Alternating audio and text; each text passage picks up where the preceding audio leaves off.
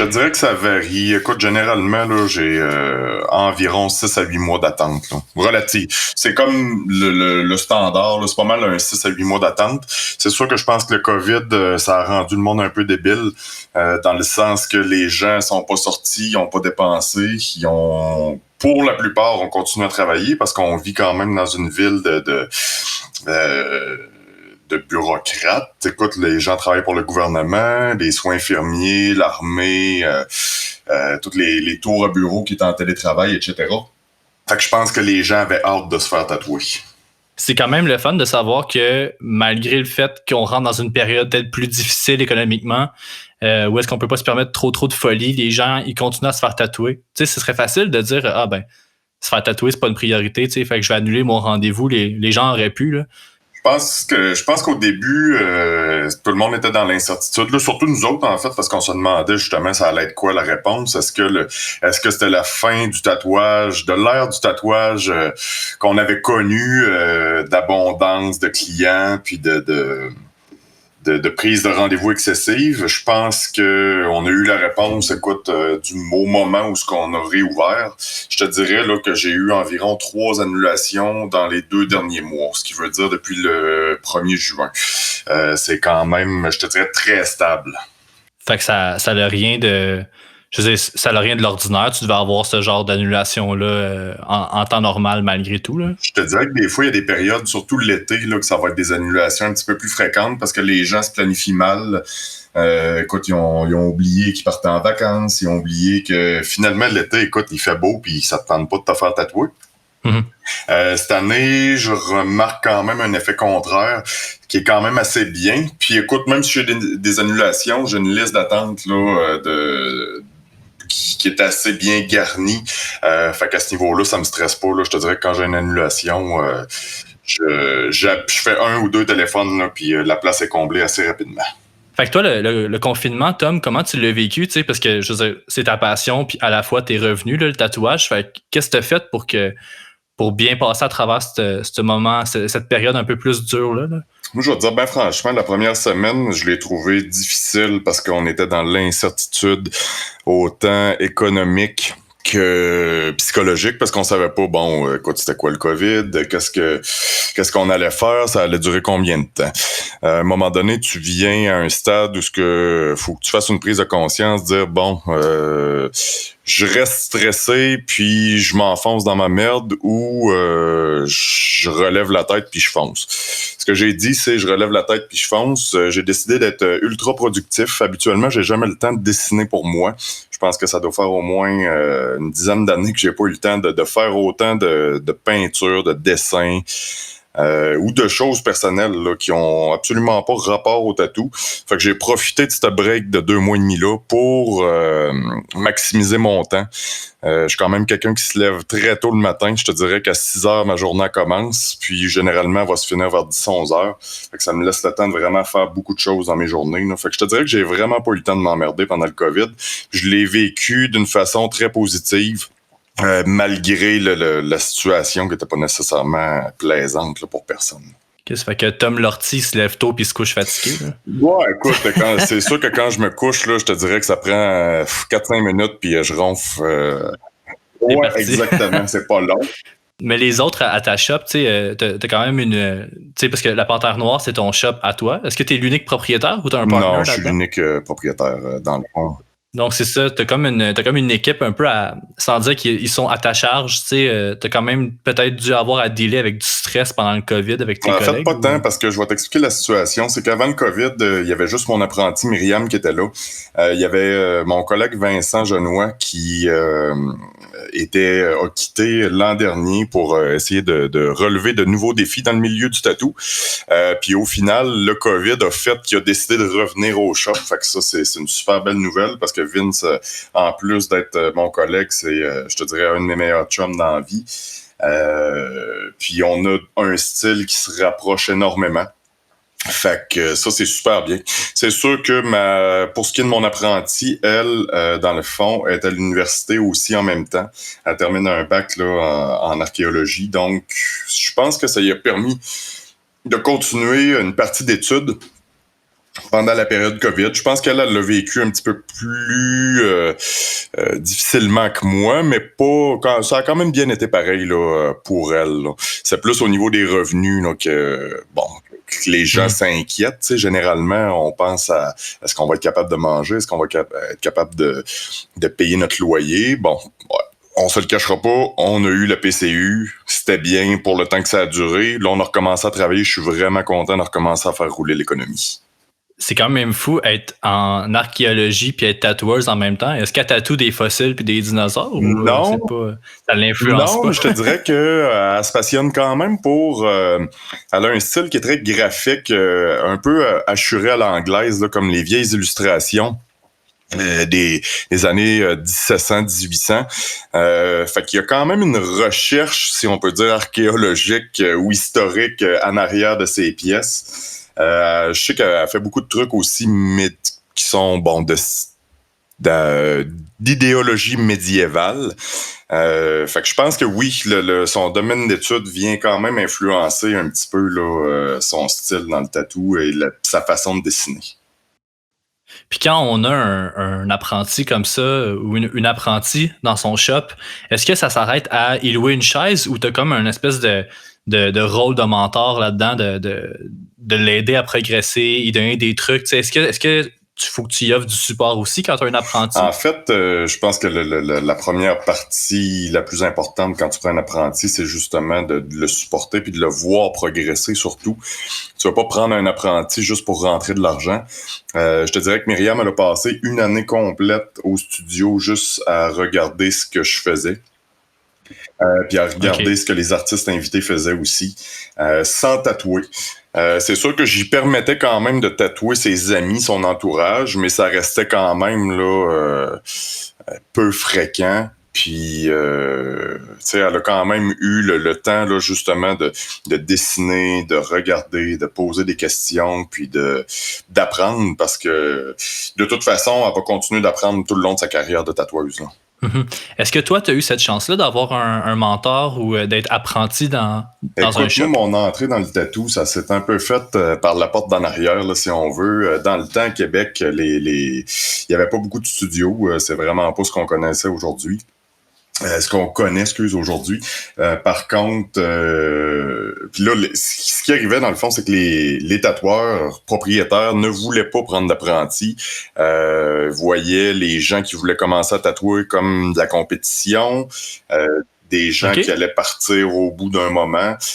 Fait que les gens étaient vraiment fermés. Je te dirais que mes premières expériences dans un shop de tatou, ça a été de laver les planchers, faire les poubelles, la stérilisation et répondre aux clients. Par la suite, j'ai appris le perçage corporel, en fait. Fait que j'ai fait du perçage pendant quasiment 6 ans.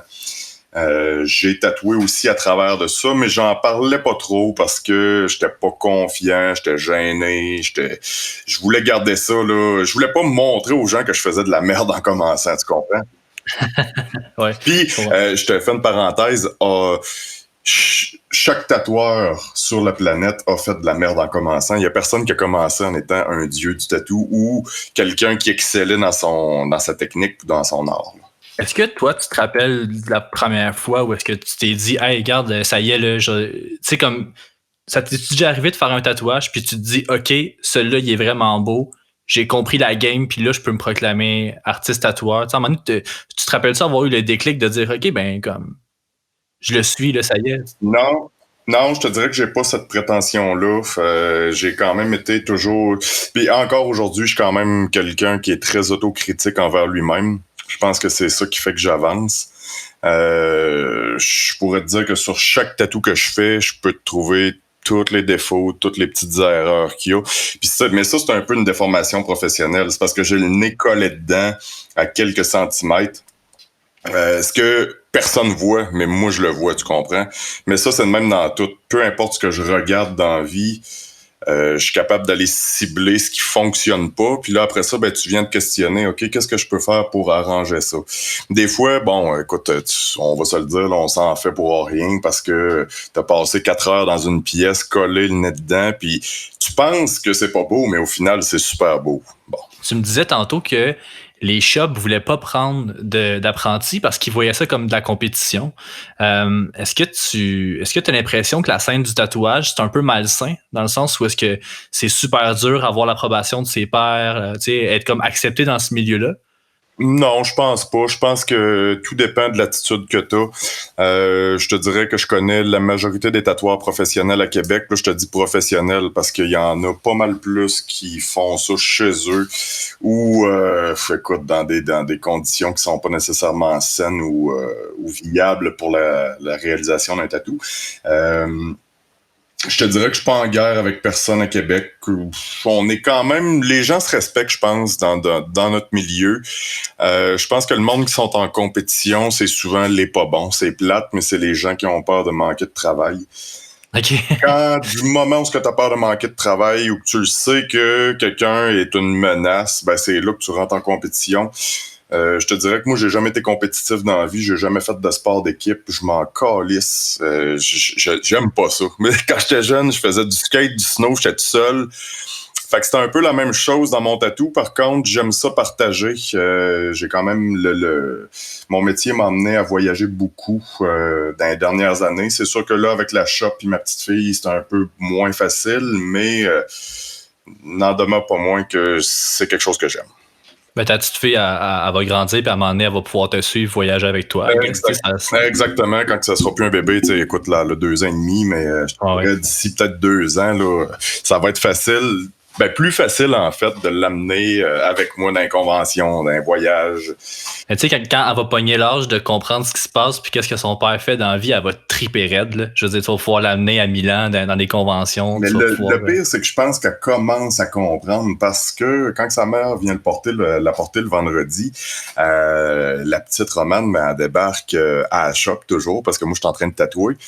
Puis, écoute, elle est fascinée par la shop, là. C'est un univers, là. C'est chaque chose que sur les murs l'intrigue. Puis, le fait de voir son père tatouer aussi, je pense que ça crée une curiosité puis un sentiment de fierté aussi.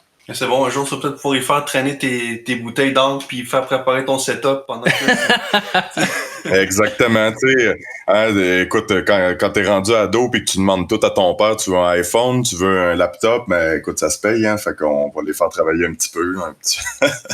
Toi, quand tu étais enfant, adolescent, est-ce que tu as été en contact avec des tatoueurs comme ta fille? Est-ce que dans ta famille, c'était quelque chose qui était pratiqué? En fait, absolument pas. Écoute, j'ai grandi dans les années 80-90. Mon enfance s'est passée dans cette période-là. C'était... Guns N' Roses. Oui, ça a quand même été une grosse influence dans ma vie quand j'étais très jeune, là. Je te dirais, par contre, ben c'est ça, c'est que le tatou, la première fois que j'ai été confronté à ça, c'était mon grand-oncle, ce qui veut dire que c'était l'oncle à mon père. C'est un vétéran canadien qui a fait quand même quelques guerres. Et puis, lui, il s'était fait tatouer là, au Japon. C'était des tatouages traditionnels.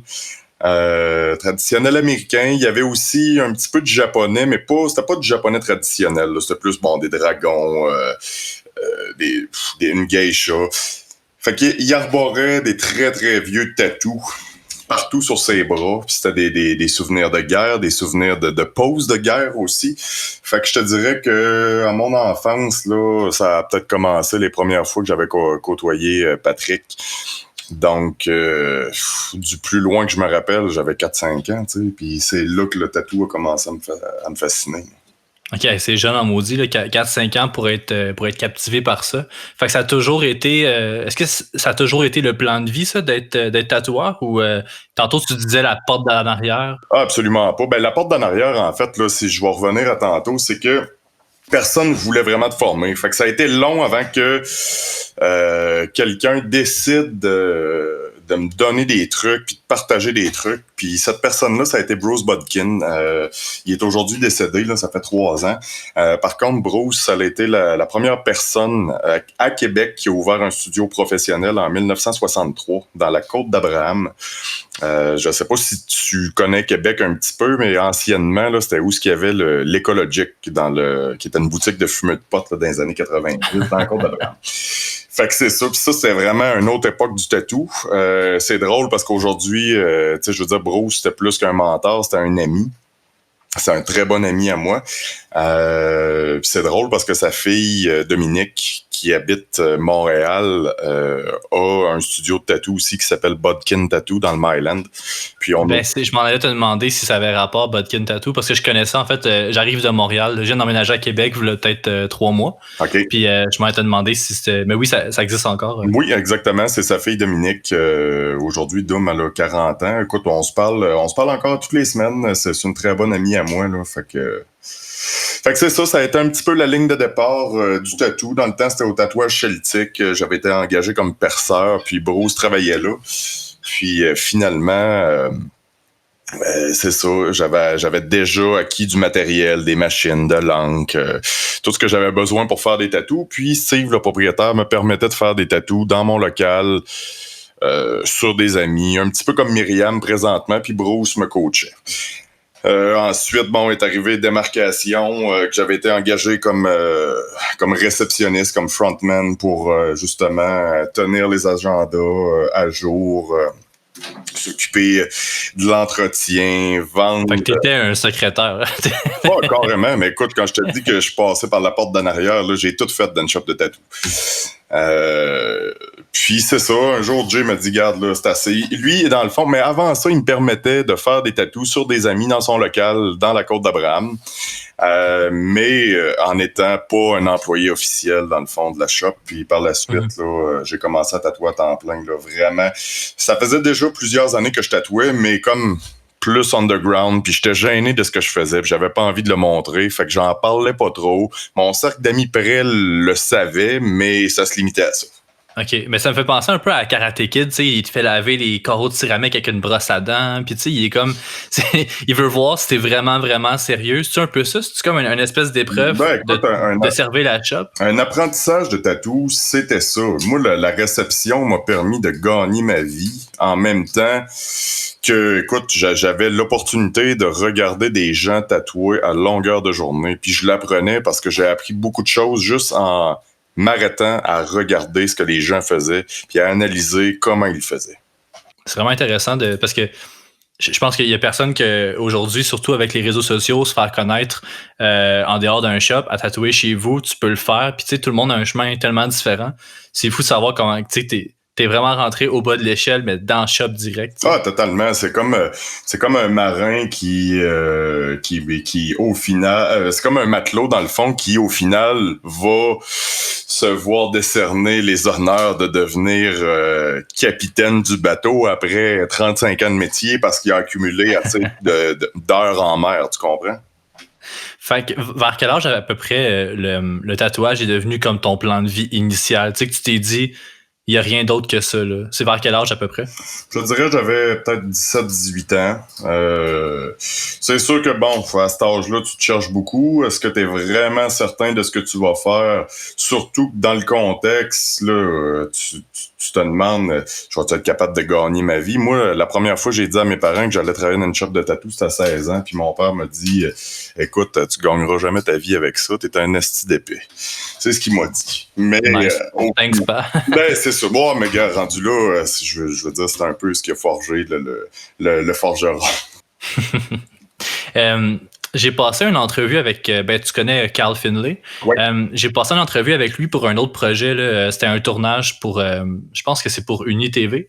Mais bref, pendant l'entrevue, j'ai demandé, tu sais, Carl, si jamais toutes tes affaires, là, tu sais, ça turn to shit, tu sais, c'est quoi ton plan B? Puis c'est vraiment beau ce qu'il m'avait répondu. Il m'avait dit, j'en ai pas de plan B parce que si j'ai un plan B, ça veut dire que je crois pas à mon plan A, tu sais, qui est le tatouage. Puis si je me fais des portes de sortie, ça veut dire que je baisse les bras, tu sais. Écoute, moi je te dirais, pour te répondre à cette affirmation-là, oui, je suis d'accord. D'un autre sens, moi je le vois pas comme ça. Je suis quand même quelqu'un qui est très prévoyant dans la vie. Fait que je vais toujours avoir des plans. Je pense que j'ai peut-être des plans jusqu'à Z. Pas nécessairement au niveau carrière. Par contre, j'ai des objectifs dans la vie puis je veux les atteindre. Puis souvent, je vais prendre plusieurs véhicules pour arriver là. Moi, il y a une chose qui m'a toujours fasciné, c'est les bateaux, la mer, etc., etc. C'est quelque chose qui m'intéresse et je ne ferme pas la porte. Puis ça, c'est une réflexion que j'ai eue pendant le COVID. je ne ferme pas la porte à aller faire un cours à l'IMQ, l'Institut maritime du Québec, pour devenir matelot. Écoute, on s'entend, c'est une job de... C'est là, tu commences encore au bas de l'échelle. Par contre, je t'explique le pourquoi de cette réflexion, c'est que c'est un véhicule que j'utilise pendant 5 à 10 ans. Tu travailles 1 mois sur le bateau, tu reviens 1 mois à Québec et tu tatoues 1 mois complet. Tu tatoues seulement ce que tu veux. Pendant que tu es sur le bateau, tu prends, t'es logé, nourri, tu prends cet argent-là et tu le places. Et tu fais fructifier ton argent en faisant des placements. Bon, c'est une réflexion que j'ai eue parce que j'ai certains plans dans le futur qui nécessiteraient des investissements et ça, c'est un moyen d'y arriver. Par contre, est-ce que je vais le faire? Je ne le sais pas encore. Je suis encore en réflexion. Chris, amène ta machine sur le bateau puis tatouez-vous à la gang bien chaud le soir après votre chiffre. Mais écoute, il y a ça aussi. Puis je sais que je ferais des sous puis que je tatouerais tout le monde sur le bateau. Mais ça serait le retour à l'ancienne, là, tatouer des matelots à la brosse sur un bateau. Là, exactement. Mais exactement. Puis je te dirais, dans l'histoire du tatou trad, beaucoup de vieux tatoueurs traditionnels étaient des marins. Surtout ont servi pour l'armée canadienne, américaine, anglaise, française. Mais ça reste que c'est quelque chose qui est intimement lié de près au tatouage traditionnel. Mm-hmm. Ben, parlons-en, tatouage traditionnel. Toi, dans le fond, c'est ce que tu fais. Tu fais une réinterprétation du tatouage traditionnel américain. Mais pourquoi ça plus qu'un autre style? Parce que je sais que des fois, tu fais un peu de Jap, tu fais un peu de black work, mais tu sais, principalement, là, 90% de ta job, c'est du traditionnel américain. Puis ça vient d'où cette obsession-là pour le traditionnel? Je te dirais que c'est pas une obsession. C'est en fait pour aller au point de départ, c'est que j'aime tout ce qui est traditionnel. Donc, ce qui est traditionnel, on parle là, tu m'as parlé du japonais, du black work, ça reste des formes d'art dans le tatouage qui sont extrêmement vieilles, qui ont une histoire et qui perdurent et qui vieillissent bien surtout. Puis moi, le but dans mon tatou, en tout cas, là, ce que les autres font, ça les regarde, mais pour moi, c'est que mes tatous vieillissent bien dans le temps. Ce qui veut dire... Si je te vois dans la rue, écoute, on est à, je sais pas moi, 25, on va dire, mettons, 25 mètres, je vois ce que tu as tatoué. Je le sais parce que c'est bold, c'est bright. On comprend tout de suite qu'est-ce qui se passe. Sans rentrer là, dans tous les styles de tatou, on le sait très bien qu'il y a des styles de tatou qui vieillissent mal. Il y a des gens qui font n'importe quoi dans le tatou. Moi, c'est ce qui m'a attiré, c'est que le trad, ça a de l'air simple. Je vais t'expliquer de quoi. C'est que c'est super simple si tu prends un vieux livre de flash puis tu recalques un flash. On se l'accorde, c'est simple, c'est de l'argent facile. Par contre, si tu prends le temps de penser tes designs, d'essayer d'amener ta twist, de mettre quelque chose de plus, un petit kick qui va faire que le monde va faire Chris, je vais aller voir lui à la place de lui parce qu'il y a je sais pas, il y a une petite saveur de plus. Ben, c'est ça, moi, qui me fait triper dans le trad. Puis autant dans le traditionnel japonais, je te dirais que si les gens au Québec, en général, étaient plus ouverts au tatouage traditionnel japonais, j'en ferais beaucoup plus. J'en fais déjà quand même pas mal. C'est juste que souvent, c'est des gros projets. Les gens... Tu veux prendre ton projet en photo, finalement, tu leur écris « Ah oui, je vais passer », ils reviennent pas. Fait que là, ça se perd un peu dans le... Ouais, been there, done that. Exactement. Mais par contre, c'est vraiment, moi, c'est mes 3 créneaux là, que je veux pousser le plus possible. Mais quand tu as commencé, avant de donner ta twist, est-ce que tu prenais des flashs, mettons, de Burt Grimm ou Ed Hardy? Est-ce que tu t'as pigé dans des livres de flash au début? Je te dirais non, parce que quand j'ai commencé, je faisais même pas du trad. Je faisais du tout ski. Parce que le trad à Québec, ça intéressait pas les gens. Puis autant faire des lettrages que des petits trucs en noir et gris. Du new school. Là, c'était dans les années début 2000, là, c'était vraiment le new school qui était à la mode. Fait que tu te dis, OK, là, je vais commencer avec ça parce que j'ai eu des inspirations. Écoute, j'avais... Je sais pas, mettons, je te dirais, à partir de l'âge de 13 ans, j'achetais des revues Tatouage Magazine, Tattoo, Savage. Écoute, je les avais toutes. Puis pour arriver à 18 ans, que j'avais acheté peut-être, je sais pas moi, 4000 pièces de revues, puis qu'aujourd'hui j'ai donné à une ancienne coloc quand j'avais 18 ans parce que j'étais écœuré de voir traîner ça.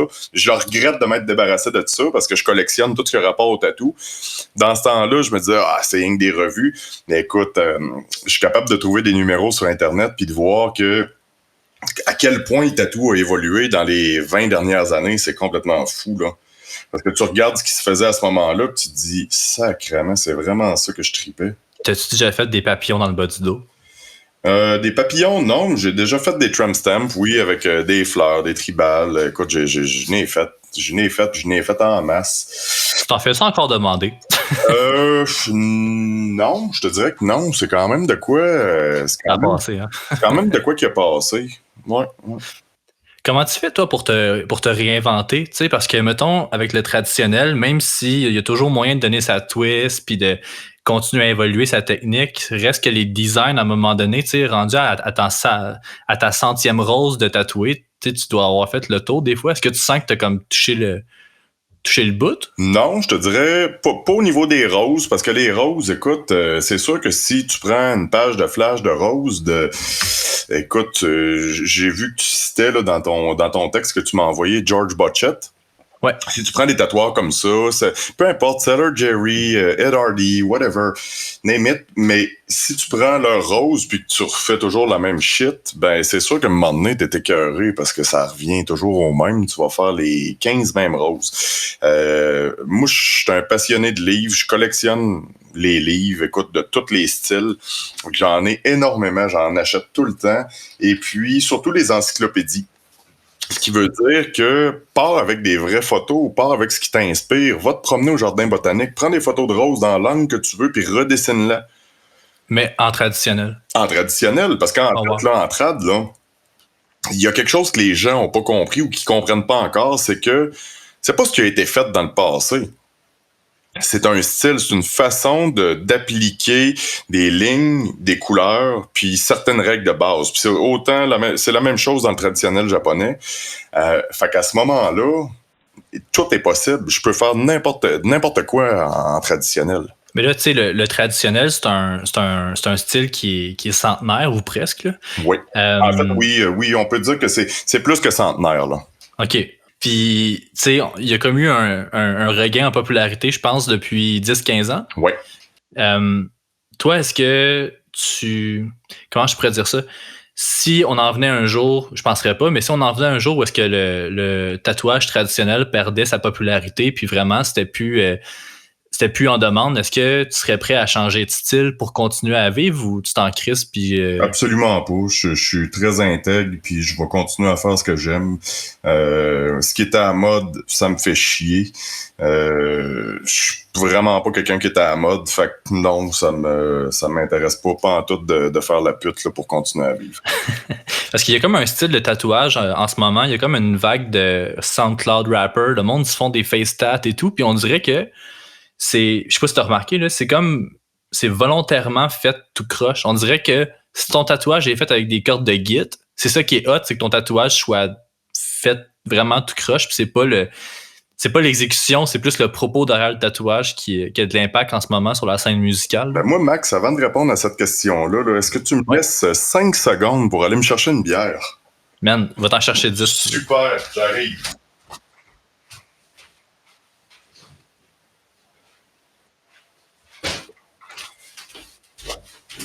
Écoute, tu sais, en ce moment, là, il fait très chaud à Québec, là. Ouais. Ça, c'est le son de la fraîcheur. Bon, écoute, pour en revenir à la question que tu m'as posée, je porte moi-même des tatouages faciaux depuis, je dirais, écoute, j'ai fait faire mes sourcils, j'ai des ronds sur les sourcils. J'avais 19 ans, c'est Bruce, justement, qui me les a faites. Ça a été un moment de réflexion parce que dans ces années-là, écoute, il y avait personne qui avait des tatous dans la face à part les gars qui sortaient de prison. Mais les tiens sont bien faits, par exemple. Tu sais, c'est pas comme... Oui, exactement. Par contre, j'ai eu une réflexion à faire. Bruce savait que j'étais dans le milieu, mais il m'a dit, garde Tom, là, tu vas prendre quelques mois là, pour y réfléchir. Puis je veux que tu y penses sérieusement. Je veux que tu penses à tous les aspects. Ce que ça peut t'apporter de négatif au niveau social. Ce qui veut dire, tu sais, d'aller à une entrevue, juste de te présenter à quelque part, te présenter dans une banque pour aller chercher un prêt. Bon. Donc, après cette réflexion, j'ai dit, Bruce, j'ai décidé que je le fais. Écoute, je les ai faites. J'étais arrivé chez nous, ma blonde à l'époque, elle pleurait. Ma mère, elle a versé une larme. Mais aujourd'hui, mais écoute, ça n'a pas duré longtemps. Là. Ça a duré quelques semaines, là, de cette espèce de frénésie de dire, ah, mon fils, il est tatoué dans la face. Puis aujourd'hui, je te dirais, ça fait tellement longtemps que je les ai. Écoute, j'ai fait ça à 19 ans, puis là, présentement, j'en ai 35.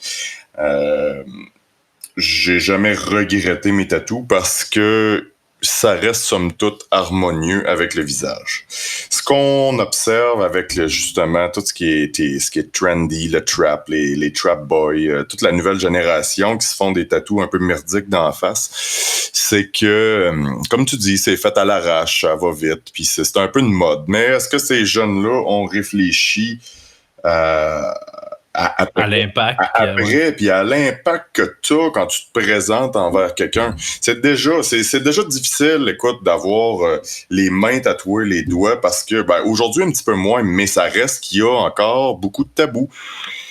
Parce que tu arrives pour te présenter, je sais pas, à quelqu'un, la première affaire que tu fais, c'est de serrer la main.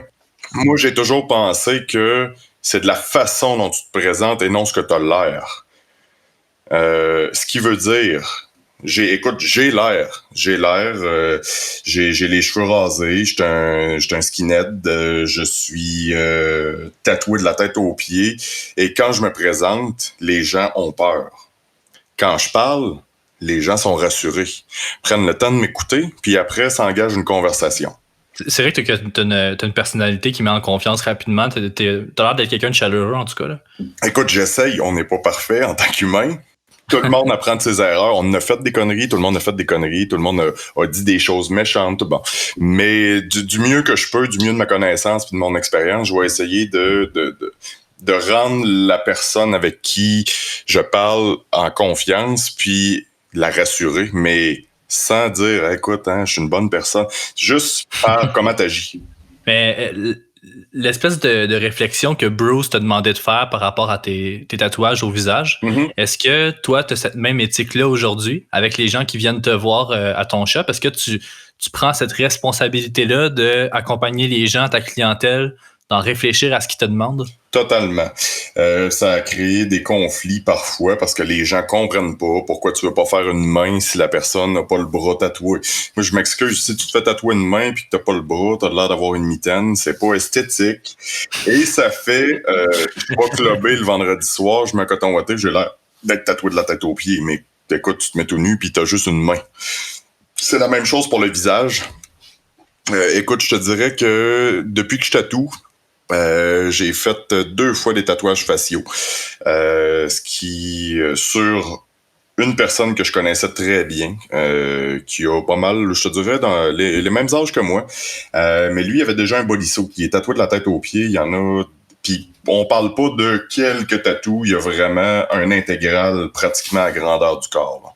Là. Ouais, genre, quand il est tenu, il a l'air habillé. Exactement. Donc, à ce moment-là, écoute, je pense que tu es assez vieux, tu es assez mature pour vivre avec les conséquences de tes gestes. L'autre personne, écoute, c'est un militaire retraité, retraité d'avance par contre, mais c'est quelqu'un qui est quand même près de la quarantaine et qui savait très bien ce qu'il faisait, qui avait déjà pas mal de tatous. C'est les 2 personnes que j'ai accepté de tatouer au visage. On se le fait demander encore souvent des coups, des faces, mais c'est toujours du cas par cas. Puis comme tu peux le voir, c'est pas un cas fréquent. Je vais toujours essayer d'accompagner la personne pour qu'elle prenne les meilleurs choix possibles, là, parce que ça reste que ma job, c'est pas juste de prendre ton argent puis de te dire va-t'en, c'est de t'accompagner dans le tatou pour que tu sois content toute ta vie. Mais tu sais, c'est fou que tu dises ça parce que d'un autre côté, tu sais, le tatouage, toi, faut que tu le marchandises à fond parce que c'est ton revenu. Tu sais, t'as un local, tes chaises, tes aiguilles, t'as du roulement à avoir. Ouais. Mais c'est cool, t'as comme cette responsabilité-là de te dire, OK, ben oui, il faut que je fasse de l'argent, mais merde, je peux pas me permettre de faire regretter quelque chose à quelqu'un. Ouais, mais c'est ça, comme je t'ai dit tantôt, je suis pas une pute. Fait que s'il y a quelque chose qui me convient pas ou qui est contre mon éthique, puis je pense que c'est important de garder une éthique parce qu'il y a beaucoup de jeunes tatoueurs, puis de tatoueurs un petit peu plus vieux aussi qui l'ont pas, cette éthique-là. Non? Moi, je pense que c'est important de la garder, puis de continuer dans cette voie-là parce que c'est des gens comme nous qui vont faire qu'on va garder un équilibre puis un milieu sain. Dans le tatouage. T'as toujours pensé de même, Tom, depuis le début que tu tatoues? Oui. Puis c'est parce qu'on m'a appris de même aussi. Ouais, c'est le mentor, c'est Bruce qui t'a inculqué ça. Que ce soit Bruce, que ce soit Jay. Jay aussi, c'était contre ses valeurs de faire des mitaines, de faire des coups si la personne n'est pas... tu sais, il faut que tu aies un minimum. faut que tu aies un minimum d'expérience dans le tatou pour embarquer dans des pièces comme ça. L'autre chose aussi que je peux vous spécifier ou mentionner, si on veut, c'est que la personne qui arrive, qui n'a aucun tatou, puis elle me dit « Écoute, je veux un côté de cou. » Probablement qu'elle va avoir de la difficulté à gérer parce qu'elle sait pas à quel point que ça claque un côté de cou. Ouais, ça claque en esti. Ouais.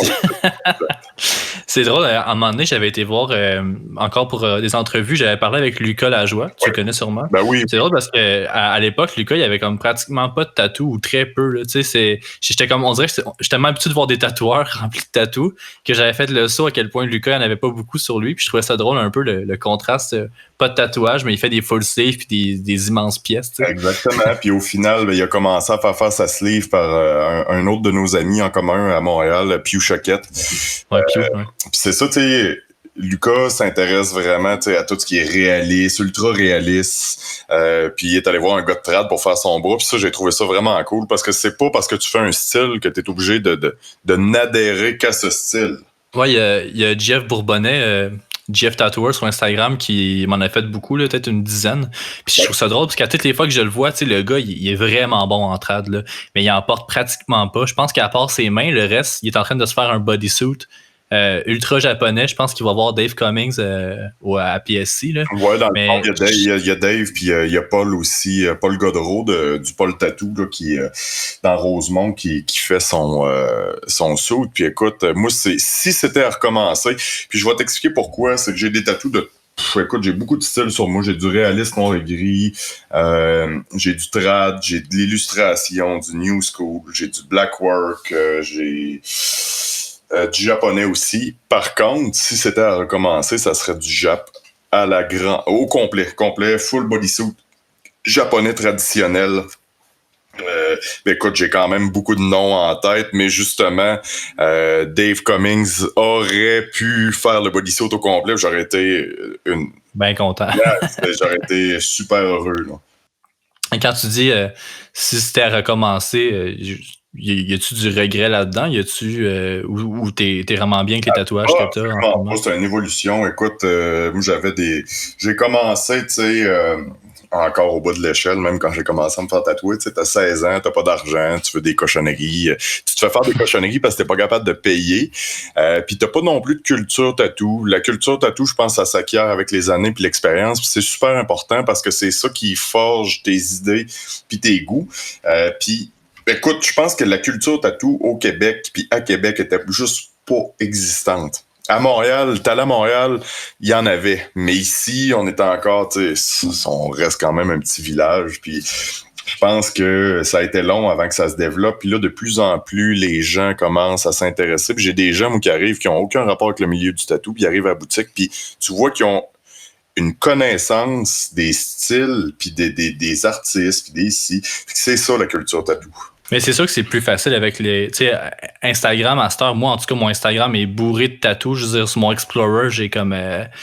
Ça doit être 90% de ce que je consulte, c'est des tatous, tu sais. Puis j'imagine qu'il y a eu une époque où est-ce que voir différents tatous, voir différents styles, découvrir des artistes, c'était plus du bouche à oreille. Oui, il fallait que tu achètes une revue de tatous qui sortait une fois par mois puis qui coûtait 13$ au Jack and Jill sur coin d'Orchester Saint-Joseph. Je pense que Internet ment pas, puis ça a vraiment comme ouvert les horizons sur. Tu sais, c'est toujours plus facile de découvrir des trucs, puis comment je pourrais dire, convertir des gens quand le contenu, les photos viennent à toi et non l'inverse. Tu sais, de toi aller t'intéresser à une revue de tatouage dans une boutique spécialisée, nanana. Je veux dire, il y a quand même un processus décisionnel. Il y a des actions qu'il faut que tu poses versus avoir ton téléphone dans tes poches, puis qu'Instagram comprenne avec un algorithme que tu es peut-être moindrement intéressé au tatouage, puis le boom, il y a un univers qui s'ouvre à toi, sans même que tu aies pensé t'intéresser à ça. Tu sais. Ah, totalement. Écoute, en fait, si t'apprends pas, c'est parce que t'es un imbécile qui a les œillères fermés puis que tu veux juste pas apprendre. Parce que je pense que chaque style a quelque chose à t'apporter. Bah, écoute, on peut en mettre quelques-uns de côté, là, sans les nommer, mais en général, les styles qui sont qui ont perduré dans le temps vont quand même t'apporter quelque chose. Puis tu peux l'appliquer. Écoute, il y a certains aspects du réalisme que tu peux appliquer dans le traditionnel. Je me réfère, mettons, juste à Stizzo en Italie qui fait du trad vraiment... Ouais, c'est un esti de malade, Studio.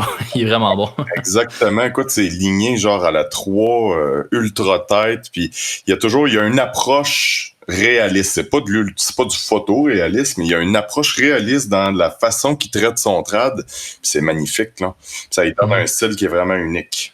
Tu regardes sûrement pas un tatouage de la même façon que je le regarde ou que je l'apprécie. Tu sais, admettons, en musique, tu sais, j'écoute pas la musique. J'écoute plus en fait la musique de la même façon qu'avant que je commence à en jouer. Tu sais, ou je regarde plus un film, moi, de la même façon depuis que j'ai étudié puis que je travaille en production vidéo. Tu sais, il y a comme un côté magique qui a disparu. Puis à cette heure, ma perception est comme influencée par ce que je connais puis ce que je pratique. Toi, en tatouage, est-ce qu'au fil des années, à force de t'améliorer et tout, y a-tu comme une magie? C'est-tu devenu comme banal, les tatouages, ou t'es encore émerveillé quand t'en vois un bien fait? Ouais, vraiment. Écoute, c'est sûr que le meilleur exemple que je peux te donner, c'est que si tu vas aller au village des sports l'été, une belle journée qui fait chaud, les vacances de la construction, écoute, le village des sports, il est bondé. Puis là, oublie le COVID, là, il y en a pas, là, c'est vraiment, il y a du monde partout. Ben, je te dirais que tu vas voir 90% de merde puis 10% de beaux tatous. Les gens, c'est plate, mais les gens vont souvent être portés à aller vers ce qui est rapide, ce qui coûte pas cher, puis leur chum. Ça veut pas dire que parce que t'as des tatous, que t'as du goût. Puis je trouve ça plate un peu parce que, comme tu parlais avec ta question précédente, c'est que on a des moyens pour s'informer, puis se renseigner, puis voir du contenu, mais les gens le prennent pas toujours. Puis je pense que quand je vois des beaux tatous, je les apprécie. Puis peu importe le style, écoute, j'ai des amis à Québec, je vais te parler d'un de mes anciens collègues, Paul Touga, qui fait du réalisme complètement incroyable. Puis on parle de tatou, puis on est passionné par le tatou. Tu sais, on en mange, puis on aime ça. Puis pourtant, il fait pas le même style que moi, mais on se respecte dans notre art, tu comprends? Mais y a-tu des tatouages, des fois, que même s'ils sont vraiment bien faits, tu l'as tellement vu souvent que tu le trouves plus original puis t'es comme un peu difficilement comme impressionnable par ça? Non, je te dirais, ça va toujours dépendre de comment c'est traité. Tu sais, il y a une façon de traiter le tatou que peu importe si c'est un classique qu'on a vu et revu, tu vas faire « Hey, wow, man, ce gars-là qui a fait ça, là, c'est complètement débile. » Là. Juste dans l'application des couleurs, les lignes, les jeux de couleurs qu'il a fait, tu sais, c'est toutes des petites affaires qu'on remarque puis que moi, je continue de le remarquer, non? Puis quand tu vois, mettons, quand tu croises un client que ça fait 8-10 ans que tu l'as tatoué, quand tu vois des tatouages que toi t'as fait il y a plusieurs années, comment que tu réagis? Y a-tu des fois que t'es comme gêné d'avoir fait ça? Y a-tu des fois que tu vois une pièce et tu fais fuck? Mais on va toujours avoir les gens qui veulent s'améliorer puis qui veulent avancer vont toujours penser comme ça. Puis ça veut pas dire que c'est de la merde pour vrai. Mais moi, c'est le feeling que j'ai parce que je me dis asti qu'il y a des affaires que je comprenais pas ou tu sais, de la façon que j'ai dessiné, j'aurais pu le faire autrement, mais ça fait partie de la game, ça va être de même jusqu'à temps que j'arrête de tatouer, tu comprends? C'est déjà arrivé que tu vois une pièce puis tu fasses comme OK, dude, je t'en refais si tu veux ou tu passeras, moi te l'arranger ou. Je te dirais non, je n'ai pas de temps vu. Peut-être sur des amis, oui, des amis. Peut-être un des tatous que j'ai fait à ma mère dans le temps, parce que ma mère était anti-tatou, puis j'en ai fait un, tu sais, quand je commençais, elle voulait m'encourager, puis aujourd'hui, je vois ça, puis je suis comme, tabarnak, man, qu'est-ce que j'ai fait là? Tu comprends? C'est ça. Mais il y en a un, justement, que j'y ai fait, que j'ai refait complètement, puis il est super beau à cette heure, puis là, il en reste un autre, puis quand elle va avoir la forme pour le faire, ben écoute, on va le refaire, puis on va faire de quoi de plus beau par-dessus, tout simplement. Tu penses-tu qu'après, mettons, quand un client vient se faire un méchant beau tatou, là, puis que tu te donnes, puis quand t'as fini, t'es comme, hey, wow, celui-là, là, tu sais, il est sa coche. Puis là, t'apprends que le gars, il en a fait zéro attention, il l'a pas lavé comme du monde, il a infecté que le tabarnak. Puis là, il revient de voir que le tatou tout défait. C'est sûr que t'es un peu en crise, là. Tu sais, c'est sûr que tu fais comme... Écoute, la clientèle, là, c'est pas toujours évident. Je te dirais qu'on a 98% de super bons clients, mais on a quand même un 2% de merde qui nous fait chier. Qui viennent briser des fois cette magie-là. C'est plate, mais ça va toujours arriver. Puis c'est le même dans tous les domaines ou dans tous les corps de métier. Tu sais. Peu importe ce que tu fais dans la vie, tu vas toujours avoir des gens négatifs ou des gens qui vont essayer comme tu dis, tu sais, le gars, il a pas fait attention, il sent en crise, puis tu le sais parce que tu le vois sur son Instagram que le lendemain, il était à la plage, dans le sable, son chien vient le licher, mais après ça, il va taper. Mon tatou, c'est de la merde, ça a chié. Tu sais, le chien vient de se lécher le cul, puis là, il vient licher son tatou. Exactement. Moi, là, à cette heure, écoute, on a remédié à cette situation-là. On utilise quelque chose qui est complètement magique, qui s'appelle de l'Hypofix. Qui est comme une seconde peau. Donc, c'est une pellicule plastique qui colle sur le tatou. Le principe de ce pansement-là, c'est que dans ta guérison, ce qui fait que ton corps cicatrise, c'est les globules blancs, dans le fond, qui sont contenus dans ton liquide lymphatique. Ce pansement-là, il retient les globules blancs et la lymphe, en fait, dans la zone du tatouage et qui est couverte par le plastique. Ça accélère de beaucoup la guérison. Ça empêche les gens, justement, de se faire licher par leur chien, de dormir dans des draps sales, de porter des vêtements sales. Tu sais, c'est niaiseux, mais les gens réfléchissent pas à ça. Mais exemple, t'as porté tes culottes pendant 3 jours d'affilée, puis tu vas te faire tatouer, puis là, c'est la 3e journée, puis le lendemain, t'es remets. Ça se peut que t'aies des bactéries pas mal dans tes culottes, puis que ça l'affecte la guérison de ton tatou. Juste pour te dire. Ouais, faut pas un bac pour comprendre ça. Non, mais il y en a qui... Il y a des gens qui le comprennent pas, puis il y a des gens qui ont des hygiènes corporelles assez douteuses. Je te dirais dégueulasses, puis c'est souvent là que ça arrive. Par contre, avec l'Hypofix, ce qui est cool, c'est que ça n'arrive plus. Écoute, je n'ai jamais... Moi, j'ai commencé à l'utiliser sur moi là, plusieurs années. J'ai jamais eu des guérisons comme ça. C'est, je te dirais, 3 jours, puis le tatou est plumé au complet, comme un coup de soleil. Il n'y a absolument pas de gale, pas de... C'est magique. J'ai jamais eu ça. Moi, j'ai toujours eu le classique pansement infirmier avec 3-4 tours de tape, puis ouais, va-t'en chez vous. Puis j'ai jamais vu ça. Puis écoute, je t'en laisserai, mais que tu passes à la shop, tu le garderas pour la prochaine fois que tu te feras tatouer, puis tu l'essayeras. Ben là, venez te voir, là. On va bien avoir un rendez-vous pour juillet 2023 maintenant. Écoute, on regardera ce qu'on peut faire avec ça. Je trouverai ces méthodes de guérison-là, ça a évolué grandement depuis...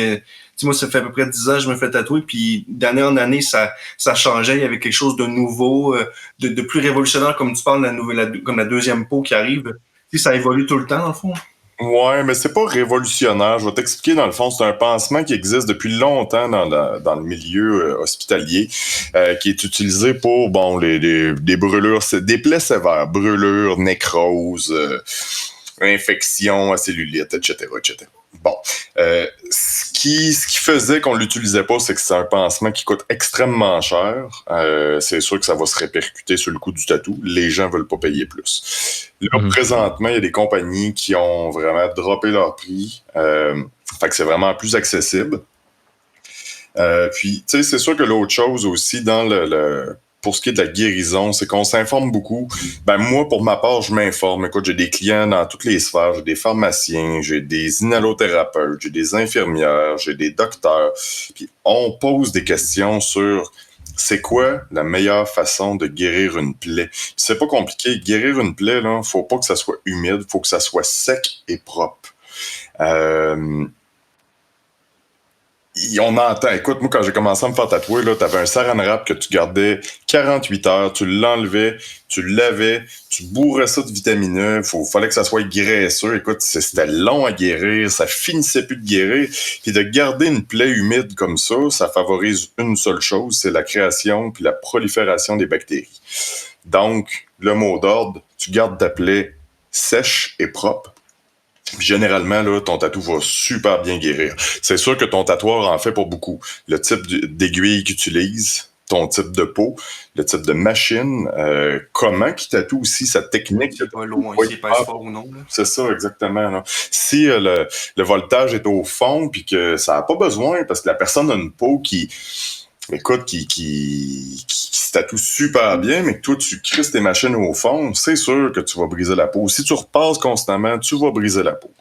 Fait que c'est toutes des petites affaires qu'au fil des années, puis avec l'expérience, ben, t'analyses, puis tu te dis, t'arrives à un constat de dire, ben là, je fais des tatous là, qui guérissent comme un claquement de doigts. Là. Max parlait qu'il y avait... souvent, c'était comme toi, t'as dit saran wrap, Max a dit un genre de pansement avec ton tour de tape, là, t'as la nouvelle skin. Puis là, tu parles aussi de connaître les peaux, connaître le voltage, les techniques, mais on dirait que c'est jamais pareil d'une shop à l'autre. Y a-tu comme de quoi qui devrait être égal pour tout le monde, standard, une genre de législation d'hygiène, puis tu sais, je veux pas dire, tu sais, il y a beaucoup de personnes qui chialaient contre les écoles de tatou, mais y a-t-il quelque chose de basique qui devrait être appris à tout le monde? Ouais, tu sais, sans imposer une loi ou un standard, est-ce qu'il y a quelque chose qui devrait être respecté partout? Parenthèse sur les écoles de tatou, c'est que le problème avec ça, c'est que c'est des arnaques, c'est souvent des pas bons qui font ça pour faire de l'argent rapidement. Écoute, formation intensive, 3 jours, 5 000 $. Moi, je m'excuse, mais tu peux pas apprendre à tatouer. Oui, tu peux apprendre à tatouer, mais à faire, tu sais, à tenir une machine, à monter une machine, puis tout. Mais tu peux pas apprendre un métier qui se transmet au fil des années en 3 jours pour 5 000 $. Ça, là, excuse-moi, mais c'est contre mes valeurs, puis c'est juste de la bullshit. Par contre, au niveau de la législation, si on parle de législation, c'est que c'est quelque chose qu'il faut qu'il soit entériné par le gouvernement. Oui, je serais d'accord qu'il y ait une ligne directrice sur les mesures d'hygiène. Je sais que Santé Canada fait déjà des inspections, mais je pense qu'ils sont pas outillés, puis ils connaissent pas le tatou, puis ils savent pas quoi regarder, puis je pense que peut-être qu'il faudrait qu'ils soient accompagnés par des tatoueurs d'expérience qui font les choses correctement, avec des microbiologistes, qui sont quand même des experts en contamination croisée. Bref, mais ça, c'est un autre débat, puis ça fait des années que j'ai des amis qui se battent pour ça, puis c'est pas quelque chose qui avance parce que dans les statistiques, il n'y a pas assez de contamination, bon, que ce soit le SARM, l'hépatite, le VIH, qui est véhiculé par le tatouage, donc c'est quelque chose qu'on laisse sur une tablette en stand-by. Pourtant, si il y a beaucoup de shops de tatou qui fermeraient parce qu'ils ont des mesures d'hygiène extrêmement douteuses, là. Puis encore plus avec le COVID, parce que le monde, il y a certaines personnes qui s'en crissent, puis qui n'ont pas le respect des autres, puis le souci de leurs clients. Tom, parle-moi, là, toi, tu pratiques un art qui, tu sais, t'as comme la conscience que tu fais mal à quelqu'un pendant que tu tatoues, tu sais. Puis je veux dire, c'est pas d'être machiavélique de vouloir faire mal au monde, c'est juste que c'est un fait. Tu sais, je veux dire, tu fais du tatouage, dépendamment où est-ce que tu le fais, il y a une douleur reliée à ça. Y a-tu fallu que tu travailles un peu ton niveau d'empathie, ou ça a-tu été quelque chose que t'as dû travailler chez toi, d'accepter que tu provoques une certaine douleur quand tu pratiques ton art? Absolument pas. Je vais t'expliquer pourquoi. C'est que je le sais qu'un tatou, ça fait mal parce que je suis tatoué de la tête aux pieds. Puis je vais te le dire, ça me fait mal en tabarnak. Puis j'aime pas ça me faire tatouer. Dans le sens que j'aime le résultat, mais j'aime pas avoir mal. Fait que les gens, là, tous les gens qui disent « Ah, vous êtes des sadomaso », absolument pas. On n'aime pas ça, mais on a un résultat en contrepartie. Ouais, c'est le prix à payer, en fait. Exactement. Par contre, t'as des clients qui gèrent bien la douleur, t'as des clients qui la gèrent très mal. Je te fais une parenthèse de même. Moi, j'ai un client, il y a quelques semaines, écoute, au retour de l'arrêt forcé du COVID, qui m'a dit Tom, je vais t'expliquer quelque chose. J'ai dit ça va parce que je le tatouais sur la tête, puis je sais que c'est une place qui fait mal parce que j'ai la tête tatouée au complet, puis il m'a dit faut pas que tu te battes contre la douleur. Il faut que tu l'accueilles et que tu la laisses faire son chemin. Puis c'est très vrai parce que du moment où tu te bats pis tu te dis Christ que ça fait mal, ça fait encore plus mal puis tu focuses juste là-dessus. Fait que moi je suis d'avis que il y a une partie psychologique, il y a une partie aussi physique, oui, on le sait, non, c'est les terminaisons nerveuses qui régissent la douleur. Ça fait mal, c'est plate. Bon, certaines personnes, certains endroits, on va avoir certains trucs. Écoute, moi, quand je me fais tatouer, je prends 2 Robax platine avec quelques grosses bières et je relaxe. J'ai mal pareil, mais mon corps tombe en... C'est un relaxant musculaire. L'alcool, c'est un dépresseur, donc tu relaxes, tout simplement. Attends, on va prendre ça en note parce que là, je vais me faire les côtes demain par Carl à Montréal. Là. Fait que Robax platine, puis de la labatte. Moi, de la labatte, écoute, mais ça dépend ce que t'aimes. Moi, d'habitude, je prends peut-être 2-3 IPA à 6%, là, 6-7%, question que ça... Par contre, je te le spécifie, ne prends pas ton véhicule après. Non. Faut prendre le métro. Ouais. Puis mets ton masque dans le métro.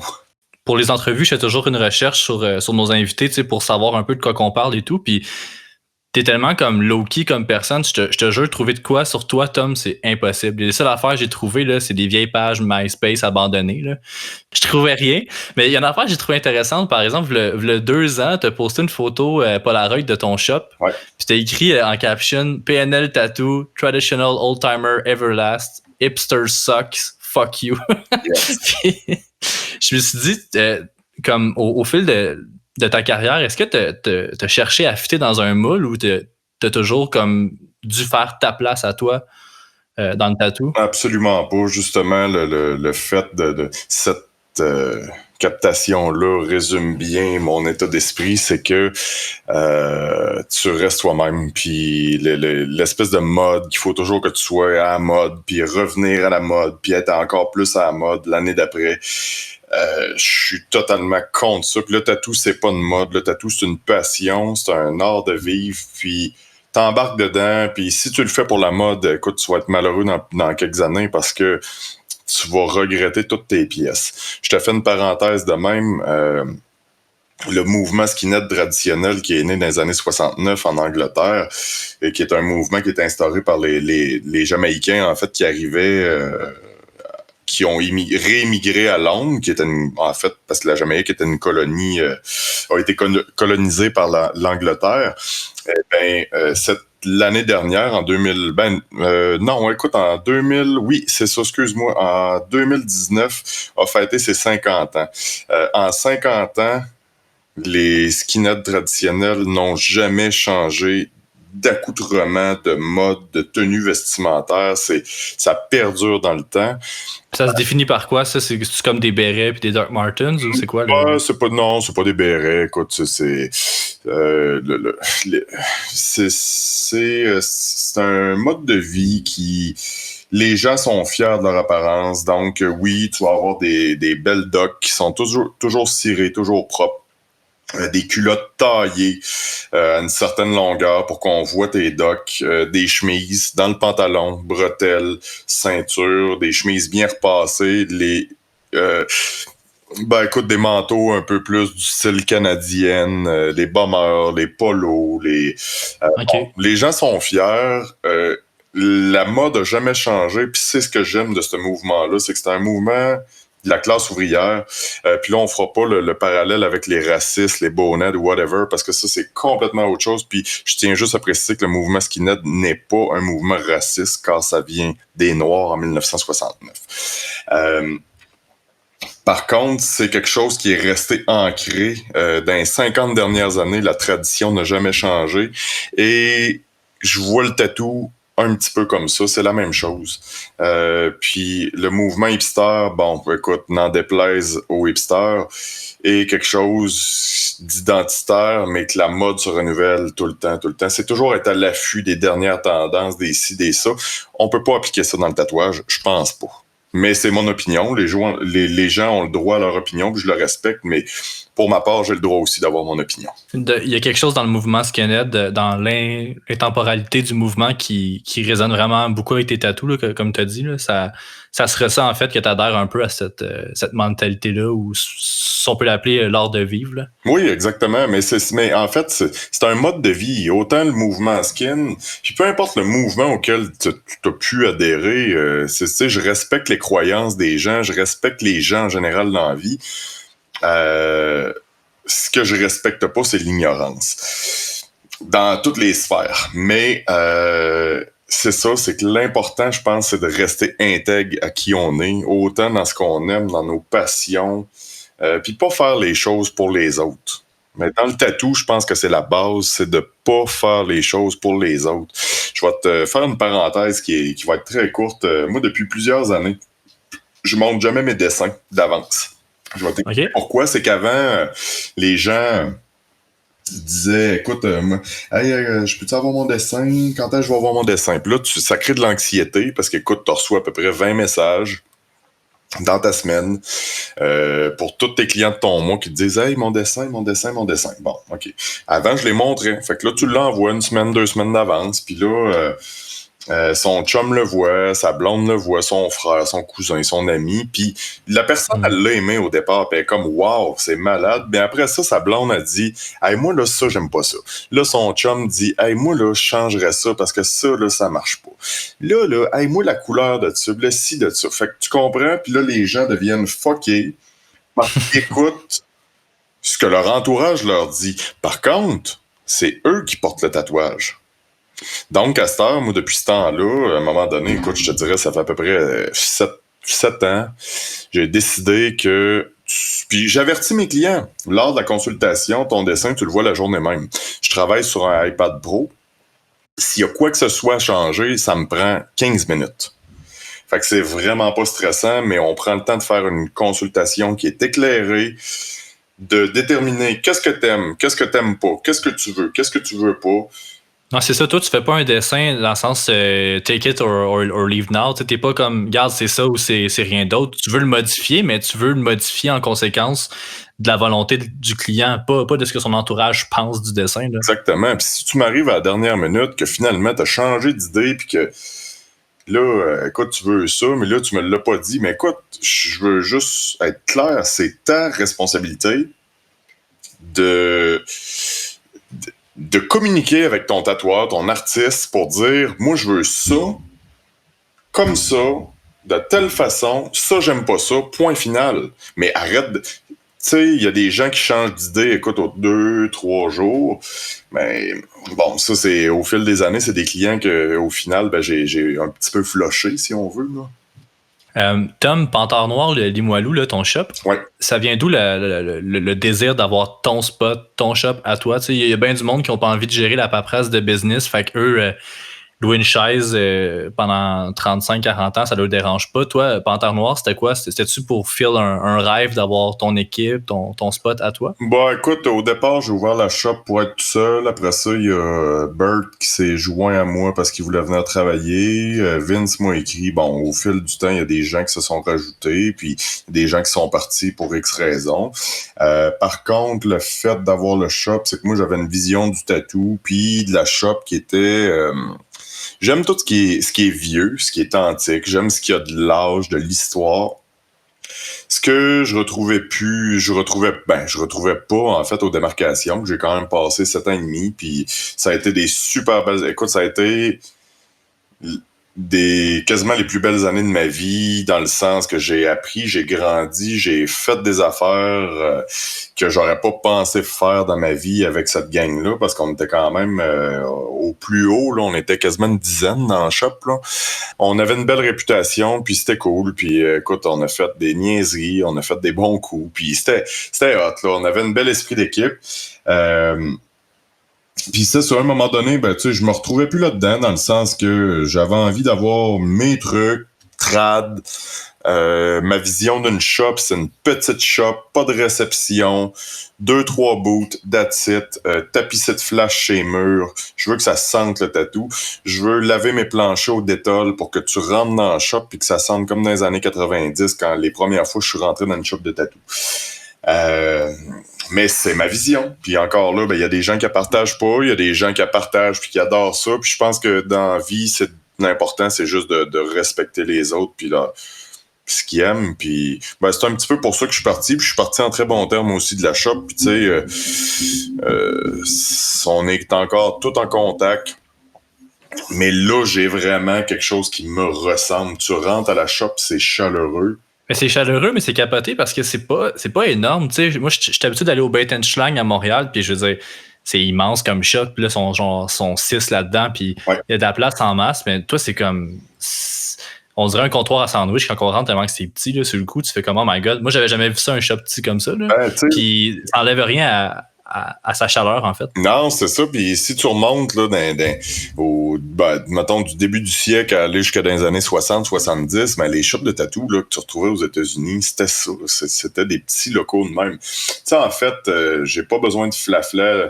Bait & Schlang, j'ai vu le shop. Écoute, c'est magnifique. Il y a d'autres shops sans les nommer que c'est du flafla avec des décors cheesy, puis tu rentres, ça sent pas le tatou, t'as pas l'impression d'être dans une shop de tatou, t'as l'impression d'être dans un salon d'esthétique. Ça, c'est un peu quelque chose qui me fait chier puis qui me fait douter des fois de où est-ce que le tatou s'en va. Puis moi, je voulais juste ramener le tatou à ce qu'il était. Puis faire filer cette vibe-là aux gens. Je pense que les gens, en général, l'apprécient. Écoute, c'est sûr que là, avec la COVID, j'ai fait certaines petites modifications. J'ai mis un petit demi-muret pour séparer les deux bouts. Mis, des plexiglas, tu sais, des affaires de même. Mais en même temps, je trouve que c'est cool parce que ça donne plus d'intimité. Parce que là, l'autre tatoueur ou l'autre client voit pas l'autre client ou l'autre tatoueur, tu sais, vice-versa. Avec la COVID, j'ai décidé de mettre le shop privé, ce qui veut dire que le shop a pignon sur rue, mais la porte est toujours barrée. Ce qui veut dire que si, quand tu arrives à ton rendez-vous, nous autres, on barre la porte, puis les gens qui passent, on les prend pas.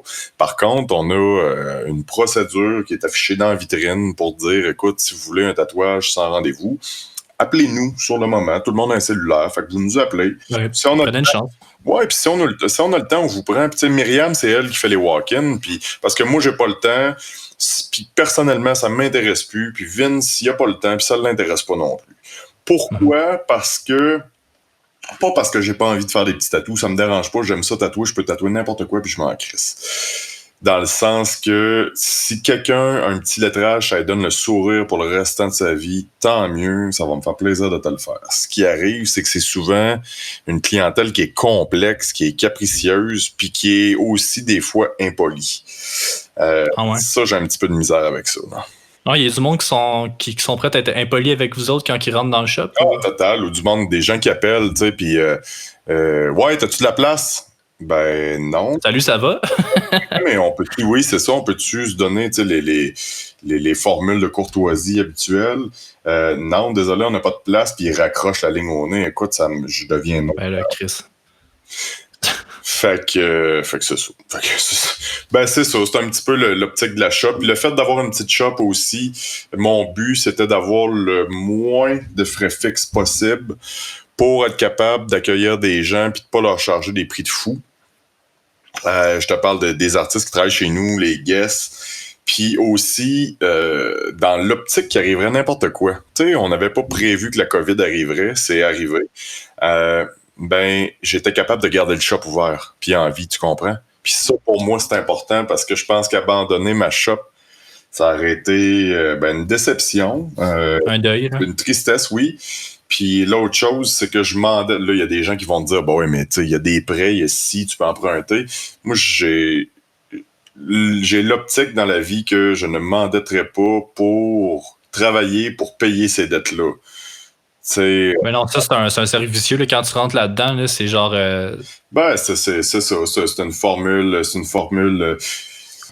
bien instauré dans la société capitaliste. Puis écoute, qu'est-ce que Ben oui, mais tu veux pas rentrer là-dedans. Non, c'est bien c'est ça, exactement. Fait que non, c'est ça. C'était mon optique, c'est d'avoir une petite shop chaleureuse où que les gens se sentent bien. Un espèce de chalet, tu sais. Là, on parle de chalet, là, on parle pas d'une maison avec l'électricité, les écrans plats partout, le spa. Non, on parle d'un shack, un camp de chasse, là. Mais bien tenu, c'est un peu ça. C'est un peu ça chez nous, c'est que tu as l'impression de venir au chalet parce que tu ressens la chaleur de la petite place. Puis, oui, il y a des gens qui ont dit, hein, c'est donc bien petit. Ouais, mais si tu savais à quel point je m'en calisse de ton opinion, là, elle est négative. Hey Tom, j'avais pas pensé parler de ça aujourd'hui, mais là, tu as comme insinué, tu sais, tu veux pas charger des prix de fou. Le prix d'un tatouage, il y a des gens, on dirait, qui comprennent pas que tu as un local, une chaise, des aiguilles, une machine, des encres, puis en plus, tu mets du temps pour réfléchir puis faire le dessin, puis du talent, ça se paye. Des fois, as-tu de la misère à faire comprendre aux gens à quel point ton prix est justifié? Non, je pense pas. C'est sûr qu'il y a des gens qui vont peut-être le mal le digérer puis ils en parleront jamais, mais ça, rendu là, écoute, faut que tu apprennes à communiquer dans la vie s'il y a quelque chose qui fait pas ton affaire, puis on va en discuter. Par contre, ce que j'explique à mes clients, c'est que oui, tu payes 150$ de l'heure pour venir te faire tatouer. Sauf que là-dessus, ben, t'as 15% qui s'en va en taxes en partant, t'as environ 30% qui part en impôts. Ensuite, t'as les frais fixes et ensuite, t'as le matériel et le temps que j'ai pris pendant que toi, t'étais sur ta terrasse la fin de semaine à chiller avec tes chums, ben moi, je suis en train de dessiner ton dessin, tu comprends? Les gens ont l'impression que les tatoueurs, c'est des gens riches. Mais écoute, pour le nombre d'heures que je travaille dans ma semaine, si tu fais le ratio, je gagne vraiment pas cher de l'heure. Des fois, c'est comme insultant de dire que tu veux pas payer pour quelque chose qui va être là toute ta vie. T'sais. Je comprends que tu veux pas payer pour avoir de la merde sur toi. Mais si tu vas voir un artiste qui est consciencieux puis qui fait du beau travail puis que tu as pris le temps de magasiner, ben écoute, ça implique que tu payes un prix. Je suis d'accord qu'il y a peut-être des gens qui chargent des prix trop élevés dans la vie, dans le tatou. Le tatouage est comme devenu, tu sais, un métier de vedette puis de rockstar. Il y a certaines personnes qui disent que c'est une industrie. Moi, j'aime vraiment pas le terme industrie. Je pense plus que, écoute, on est souvent, pour la majorité des gens qui ont peu de scolarité, qui viennent d'un milieu de bum, puis le tatouage, à la base, c'est un milieu de bum, puis c'est underground, puis il faut que ça reste comme ça. Puis moi, j'aime cette vibe-là, pis cet environnement-là. Le fait de dire que on est rendu une industrie, écoute, c'est un débat qu'on peut réavoir. Ça dépend pour qui, c'est ça, tu sais. C'est ça, ben c'est ça, exact. Il y a des gens qui se sentent dans une industrie puis qui se sentent jet set. Ben moi, je m'excuse, mais j'étais un tatoueur puis je chie la même marde que toi, non? Tu comprends? Ben, t'as dit, tu sais, il y en a des vedettes puis des rockstars dans le tatou.